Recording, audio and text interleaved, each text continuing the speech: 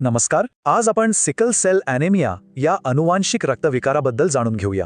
हे एक अनुवांशिक रहस्य आहे जे तपासणी केल्याशिवाय सहजासहजी कळत नाही. हा एक असा आजार आहे ज्यात लाल रक्तपेशींचा आकार बदलतो आणि त्या लवकर नष्ट होतात.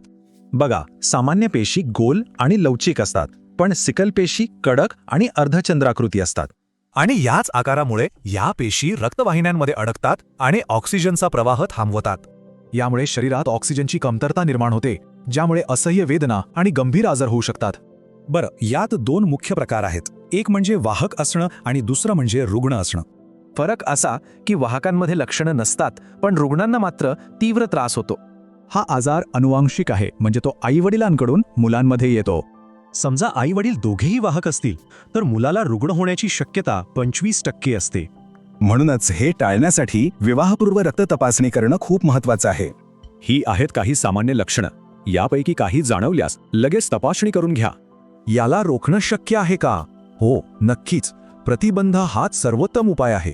म्हणजे लग्नाआधी रक्त तपासणी करणं आणि त्यानुसार योग्य जोडीदार निवडणं हे खूप महत्त्वाचं आहे. आता ज्यांना हा आजार आहे त्यांनी रोजच्या आयुष्यात कोणती काळजी घ्यावी ते पाहूया. यामध्ये रोज भरपूर पाणी पिणे, पौष्टिक आहार घेणे आणि वेळेवर औषध घेणे हे खूप गरजेचं आहे. या काही गोष्टी आहेत ज्या रुग्णांनी टाळल्या पाहिजेत, यामुळे त्रास कमी होऊ शकतो.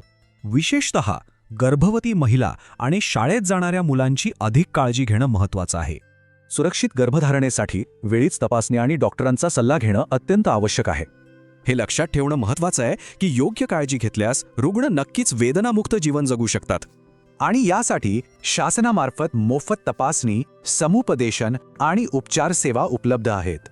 एक छोटीशी तपासणी आपल्या पुढच्या पिढीला सुरक्षित ठेवू शकते. तर मग विचार नक्की करा.